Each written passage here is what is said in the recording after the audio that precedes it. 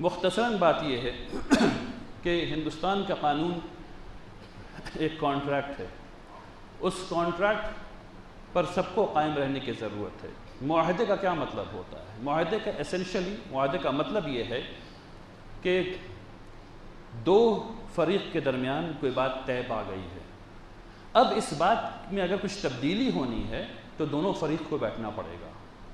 ایسا نہیں ہوتا کہ ایک فریق نے جو چاہ کر دیا، ایسا نہیں ہوتا، دونوں فریق کو بیٹھنا پڑے گا۔ جب دستور بنا تو اس وقت یہ شق لکھی گئی کہ مذہب کی آزادی ہوگی، اس وقت یہ شق 29 لکھی گئی کہ کلچر کی آزادی ہوگی، اور پھر میں سمجھتا ہوں غلطی سے، کیونکہ حسن ظن رکھنا چاہیے انسان کو، ایک آرٹیکل ایسا بھی لکھا گیا 44 جس کے بارے میں یہ لکھا گیا کہ یہ نافذ نہیں کیا جائے گا، لکھا گیا کہ یہ نافذ نہیں کیا جائے گا، یہ تصور میں ہے۔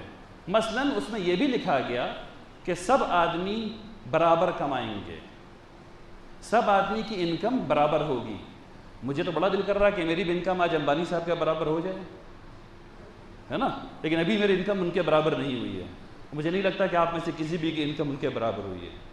ٹھیک اسی طریقے سے اس میں یہ بھی لکھا گیا کہ اس ملک میں نشہ نہیں کیا جائے گا، نہ شراب بکے گی، نہ ڈرگس بکے گا، کوئی ایسی چیز نہیں ہوگی۔ اس میں یہ بھی لکھا گیا کہ اگر آپ 8 گھنٹے کام کرتے ہیں تو آپ کو اور وزیر اعظم صاحب جو 8 گھنٹے کام کرتے ہیں ان کو دونوں کو برابر سیلری ملے گی۔ میرا خیال ہے کہ آپ کو اتنی سیلری نہیں مل رہی ہے، ٹھیک ہے نا۔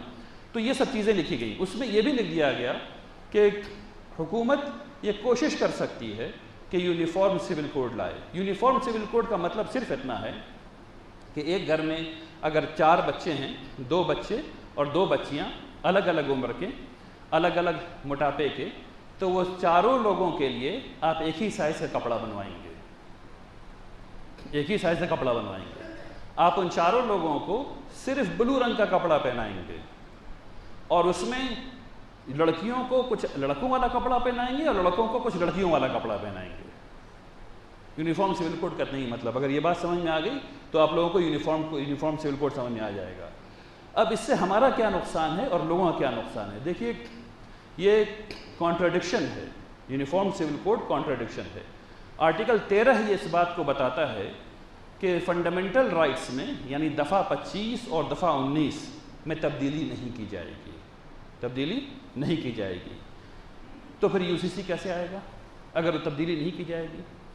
اس کے ساتھ ساتھ کئی اسٹیٹ ایسے ہیں جن کے پاس اسپیشل اسٹیٹس ہے، مثلا ناگالینڈ ہے، میزورام ہے، سکم ہے، آندھرا پردیش ہے، یہ سب اسپیشل اسٹیٹس والے ہیں۔ ناگالینڈ میں اگر پارلیمنٹ کوئی قانون ایسا نہیں بنا سکتی جس سے ان کے مذہبی شعائر یا ان کا کلچر یا ان کے زمین کا لین دین متاثر ہو، پارلیمنٹ کوئی ایسا قانون نہیں بنا سکتا، اور اگر بنائے گا تو وہ بنائے گی پارلیمنٹ تو وہ قانون وہاں نافذ نہیں کیا جا سکتا۔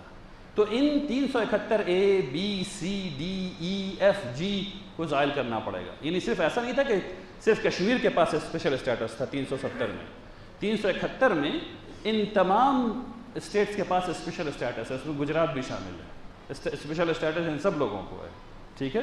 تو اس کا مطلب یہ ہوگا کہ مسلمانوں کو اپنے ناگا بھائیوں کے لیے، اپنے میزو بھائیوں کے لیے، اپنے سکم میں بھائیوں کے لیے، منی پور میں اپنے بھائیوں کے لیے کھڑا ہونا پڑے گا، اور حکومت کو بتانا پڑے گا کہ بھائی آپ یہ معاہدے نہیں توڑ سکتے، اگر آپ اس معاہدے میں ترمیم کرنا چاہتے ہیں تو ان لوگوں کو بٹھانا ہوگا اور ان کی رضامندی لینی ہوگی، اس کے بعد ہی یہ کچھ کام ہو سکے گا۔ مسلمانوں کے ساتھ ایک اور مسئلہ ہے، ہماری شریعت ہمارے دل پر نہیں ہے، قانون میں لکھ دیا گیا نا کہ فلاں یہ کام نہیں کرے گا، پھر وہ تبدیل ہو گیا۔ مثلا اب تک یہ تھا کہ اڈلٹری جو ہے، زنا جو ہے، وہ ایک جرم تھا، ایک کرائم تھا ہندوستان میں۔ اب پچھلے چند سالوں میں کرائم ختم ہو گیا، قانون نے اس کو بدل دیا، لیکن اسلامی شریعت تبدیل ہونے والی چیز نہیں ہے، یہ قرآن سے یہ حکم ہمیں ملتا ہے۔ اب اللہ تبارک تعالیٰ نے جو حکم ہمیں دے دیا، اگر یہ ساری چیز بدل بھی جائے تو بھی قرآن نہیں تبدیل ہو سکتا، قرآن وہی جو رہے گا، تو ہم اس کو تبدیل نہیں کر سکتے۔ ہمارے اوپر جبر سے یہ قانون لے آئے حکومت ایک الگ مسئلہ ہے، جو انشاءاللہ ہم لوگ اس کو ہونے نہیں دیں گے باذن اللہ، ہم سب لوگ، کیونکہ ہم سب لوگوں کی مرضی سے ہی قانون بنے گا، ایسا نہیں کہ ایسے بن جائے گا انشاءاللہ۔ لیکن ہم لوگوں کو اپنی آواز پرزور طریقے سے اٹھانی چاہیے، لیکن کیسے اٹھانی چاہیے؟ ابھی آل انڈیا مسلم پرسنل لا بورڈ نے ایک میتھڈ بتایا ہے جو آپ سب لوگوں کو پتہ ہے نا، سب لوگوں کو ٹھیک، سب لوگوں کو پتہ ہے۔ اس طریقے سے جا کر کے آپ لوگ اپنے اپنے خیالات کو لا کمیشن میں درج کروائیے۔ ابھی کا وقت یہ نہیں ہے کہ ہم لوگ روڈ پہ نکل جائیں، نعرہ بازی کریں، ابھی کا وقت یہ نہیں ہے۔ ابھی صرف اپنے جو احتجاج ہے اس کو ای میل کے ذریعے درج کرا دینا ہے، فقط اتنا کرنا ہے، اور یہ کام آپ سب لوگوں کو کرنا ہے اور ہر جگہ کرنا ہے۔